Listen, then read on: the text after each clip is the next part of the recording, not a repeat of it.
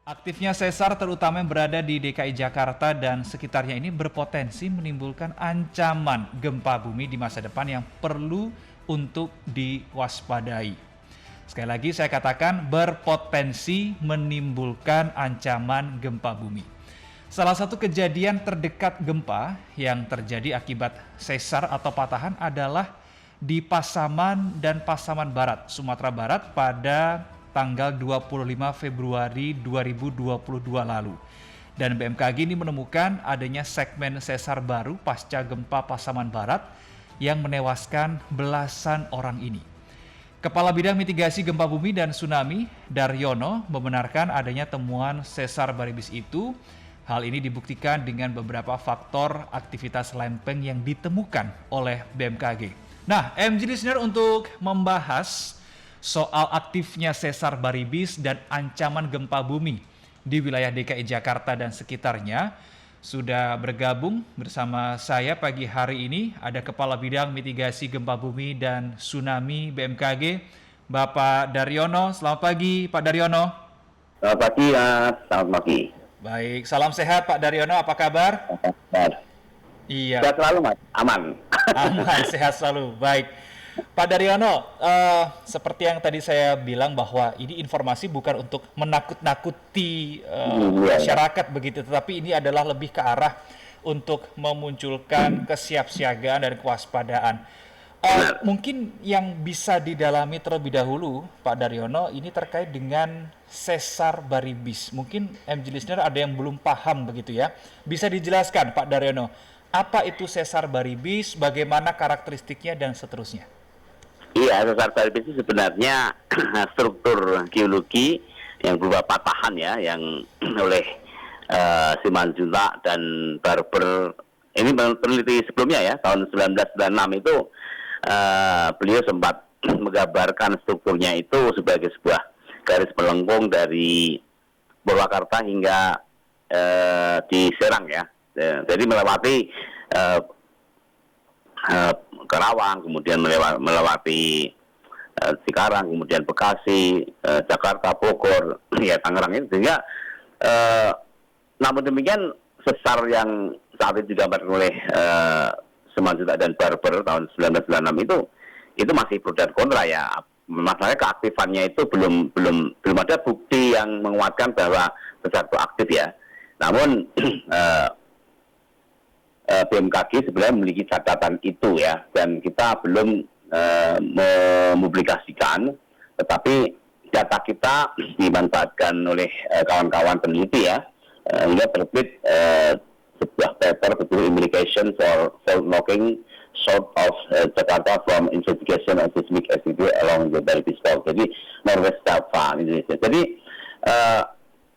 dengan terbitnya paper ini yang merupakan produk penelitian dilakukan oleh timnya Profesor Sriwijantoro di PP, kemudian juga ada Dr. Pepen Supendi dari BMKG juga, kemudian Dr. Indra Gunawan dari aspek geodetik, itu berhasil ya mempublikasikan sebuah paper yang cukup bergengsi dan di Nature ya, sehingga ini menjadi sebuah patokan kita bahwa dari sinilah kita yakin bahwa itu memang aktif. Ya. Meskipun data BMKG juga sudah mencatat itu, namun kita jadikan timbangan data untuk peneliti ini. Di samping mereka juga menggunakan data-data primer dengan memasang seismograf borehole ya yang ditanam di bawah permukaan, sehingga data ini sangat valid sekali dan berhasil menangkap gempa sekitar 10 event ya dari 2019 sampai 2020. Ini sebenarnya nggak panjang periode, tapi cukup bisa mencatat gempa begitu cukup banyak. Ya memang magnitudenya tidak besar, hanya 2,3 sampai 3,1, tapi ini sebuah gambar bahwa di zona itu ada sebuah deformasi yang aktif dan itu merupakan cerminan sesar yang aktif. Dan BMKG pada tahun lalu ya, itu kita mencatat gempa di daerah Jonggol ya, itu 2,4 kekuatannya. Itu pada 4 Januari 2021. Kemudian sebelumnya 2019 itu tepatnya 10 Desember 2019 itu di Cibarusah Bekasi ya, itu gempanya itu 3,2 kekuatannya. Ini semakin mengokohkan kita bahwa kedua gempa yang terjadi di Jonggol dan Bekasi ini menjadi bukti adanya sumber gempa secara aktif dekat Jakarta, Bogor, dan Bekasi. Sehingga paper ini merupakan sebuah pembuktian ya bahwa jalur sesar yang digambarkan oleh Barber dan Simanjuntak tahun 1996 itu memang aktif. Nah, menariknya Mas, ini untuk segmen yang timur ya, yang Purwakarta dan Bekasi itu cukup banyak gempanya. Tadi itu sekitar 10 ya. Ini hanya 2 tahun saja. Tetapi untuk yang Bekasi ke barat sampai di Serang itu Bekasi belum mendapat adanya aktivitas gempa. Tapi menariknya di situ ada sebuah zona yang menunjukkan ada sebuah kuncian karena ada kompresi data yang cukup signifikan sehingga ini menjadikan perhatian kita semua bahwa dengan adanya hasil monitoring melalui GPS ada sebuah zona yang terkunci ini, jadi diduga ada sebuah energi yang tersimpan dan dikhawatirkan bisa rilis waktu-waktu itu Mas. Oke, kalau tadi ada katakan Bekasi ke timur begitu ya, ini berarti sudah ada beberapa kali terjadi gempa dengan magnitudo yang cukup kecil. Sedangkan Bekasi ke barat ini sampai dengan saat ini masih belum ada begitu karena tetapi ada zona yang terkunci informasi GPS ya.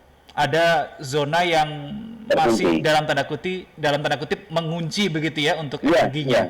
Dan itu nilai kompresinya lumayan. Jadi itu memang kalau di kalangan para ahli geologi gempa, geodesi gempa, ya itu merupakan sebuah zona terkunci dan itu merupakan sebuah akumulasi tegangan kulit bumi Mas. Oke. Pak Daryono, memang sampai dengan saat ini kan belum ada alat satupun di dunia ini yang bisa memprediksi begitu ya, kapan gempa akan terjadi, berapa magnitudonya yang secara akurat. Tetapi kalau berdasarkan kalkulasi yang untuk Bekasi ke barat ini dengan energi yang masih terkunci tersebut, estimasi atau bisa dibilang kewaspadaan yang harus dibangun ini untuk mengantisipasi gempa yang berkekuatan berapa kira-kira? Bisa dihitung atau tidak? Kalau secara pribadi saya pribadi Mas ya, saya belum bisa mengatakan itu karena untuk melihat adanya sebuah potensi magnitudo gempa tertentu itu harus melihat panjang sesar yang benar-benar kredibel untuk dijadikan penilaian ya. Jadi ini kan untuk tahap pertama ini yang dipublikasikan oleh Pak Sriwijantoro, Profesor IPB Seismologi ini kan baru aspek fisika ya, aspek fisika buminya ya, seismologi dan geodesiknya.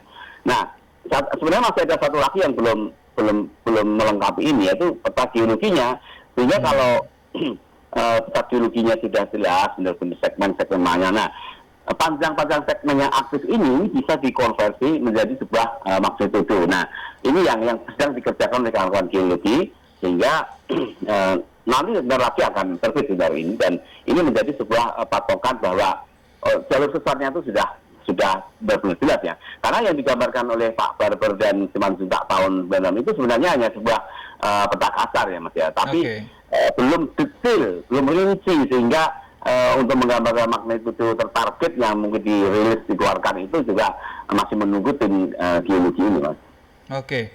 Pak Daryono, terkait dengan sesar Baribis ini masih terkait dengan hal itu ya. Kalau dari hasil riset kami dari sesar Baribis ini, Jakarta sebetulnya pernah dilanda gempa bumi magnitudo 8 pada tahun cukup lama, sangat lama, 1699, dan magnitudo 7 pada tahun 1780 begitu ya. Apakah kemudian sesar Baribis yang kita harus waspadai bersama ini juga yang berpengaruh atau menjadi penyebab gempa di tahun yang sudah saya sebutkan tadi, Pak Daryono? Iya, jadi memang pada tahun 1699, 1780, 1834, kemudian 1903 itu terjadi gempa besar ya. Dan di Jakarta terjadi waktu itu, dan bagian yang 1699 itu merusak Mas. Kemudian yang 1780 itu juga merusak. Kemudian 1834 itu merusak. Nah ini masih pro dan kontra Mas, antara pendapat yang mengatakan bahwa ini sebenarnya gempa dari dampak megatrust ya, atau benar-benar dari sesar aktif di dekat situ, itu masih pro dan kontra. Nah saya tidak belum bisa memastikan ya, karena memang gempa-gempa yang terjadi saat itu spektrumnya itu luas sekali, dampaknya itu bisa sampai Banten, sampai di Cilegon, sampai di Lampung, bahkan sampai Bengkulu. Itu artinya gempa besar banget, dan itu bisa jadi memang bagi kawan-kawan yang meyakini itu gempa megatrust ya bisa jadi. Nah, karena kalau gempa shallow crustal earthquake, gempa patahan itu sebenarnya tidak sampai jauh spektrumnya ya. Nah, ini yang jadi masih debatable ya. Tetapi Mas, saya mendapatkan sebuah data yang cukup signifikan, yang cukup kredibel terkait dengan gempa sesar Baribis ini adalah apa yang terjadi di Kerawang pada tanggal 24 Mei 1862. Ini gempanya memang berpusat di Kerawang, Mas, dan ini kekuatannya mencapai intensitasnya ya itu 7 mm. Jadi waktu itu banyak rumah ya pada rusak waktu itu. Itu yang tahun 1892. Ini benar-benar, kalau ini memang pusatnya di situ dan ini ada datanya. Tetapi kalau yang Mas sebut tadi itu gempa besar yang pernah terjadi di Jakarta saat itu masih debatable dengan program apakah itu sumbernya dari selatan, karena Jakarta itu kan tanahnya lunak, dan kalau terjadi gempa jauh itu bahkan merespon dengan resonansinya, sehingga meskipun jaraknya jauh, gempa yang bersumber dari jauh itu bisa mengguncang Jakarta karena terjadi amplifikasi ground motion, guncangan tanah itu akan diperkuat di tanah lunak Jakarta itu, sehingga kalau saya ya itu tadi masih mengesampingkan bukti itu. Tapi apa yang terjadi pada 24 Mei 1892 itu bukti bahwa gempa merusak di Kerawang itu memang berpusat di jalur Baribis, Mas. Memang berpusat di jalur Baribis. Ya. Tapi kalau kita melihat lintasannya ya, Pak Daryono, ini kan dari Purwakarta, Kerawang, Bekasi, Tangerang, bahkan sampai dengan Banten. Ini panjang sesarnya sudah bisa diestimasikan belum? Nah, itu kasar ya. Sehingga kalau kita melihat di paper itu kan diasumsikan Baribis itu panjangnya 100 kilo dari Purwakarta sampai ke Serang ya, itu sekitar 100 kilo. Nah, itu kalau dimasukkan rumus scaling law tadi, ya memang bisa sampai 7,5. Tetapi ini kan belum detail petanya, sehingga kalau saya harus mendetailkan dulu, baru dihitung ulang ya. Tapi kalau secara kasar, apa yang digambar oleh Pak Barber dan Pak Sumansinta tahun itu, ya bisa sampai 7,5. Tetapi, apakah benar segmen Baribis itu sebagai sebuah satu kesatuan besar yang merupakan bidang rekahan yang panjangnya dari Purwakarta sampai di Serang? Nah, itu yang masih perlu disurvei oleh tim geologi saat ini. Nah, kalau memang nanti itu ternyata berupa sambung menyambung bersegmen-segmen, maka hitungan rilis gempa itu terjadi pada segmen-segmen yang aktif itu saja. Jadi tidak bisa sekaligus semua memanjang itu tidak. Tapi kalau diasumsikan memanjang dari Purwakarta sampai Serang bisa sampai 7,5 seperti yang terus dalam paper itu. Kalau satu kesatuan begitu ya Pak ya, bukan terbelah menjadi beberapa segmen begitu ya? Ya, tadi saya pribadi saya skeptis untuk mengatakan bahwa itu sebagai sebuah kesatuan fault yang memanjang seperti itu. Ya ini tidak pendapat tidak apa-apa. Betul. Tapi yang pasti nanti kita akan tunggu tim geologi yang memetakan secara detail, Mas, sehingga segmen per segmen itulah yang nanti akan rilis itu, yang bisa rilis itu kan segmen per segmen itu, tidak satu kesatuan memanjang itu. Jadi tidak apa-apa, pendahuluan tidak apa-apa seperti yang disampaikan dalam judul itu, tapi sambil menunggu tim ahli geologi memetakan segmen-segmen yang detail, nah itu bisa dihitung lagi masing-masing segmen itu, Mas. Demikian.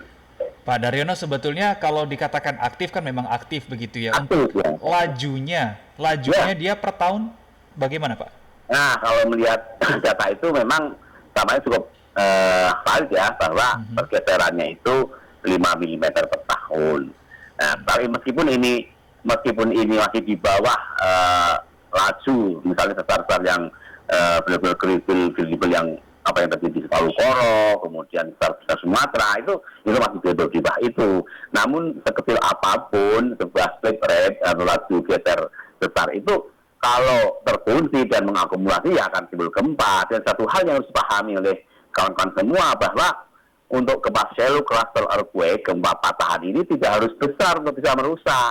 Karena gempa dangkal berkekuatan 4,5, 5,5, 5,0 pun kalau itu terjadi di dekat permukiman atau daerah permukiman, kemudian dangkal itu sudah bisa menyebabkan kerusakan dan itu menjadi sebuah gempa destruktif yang bisa menimbulkan dampak yang cukup signifikan, Mas. Pak Daryono, kalau kita melihat beberapa kali gempa yang terjadi begitu ya di tahun ratusan tahun yang lalu ya begitu. Ya.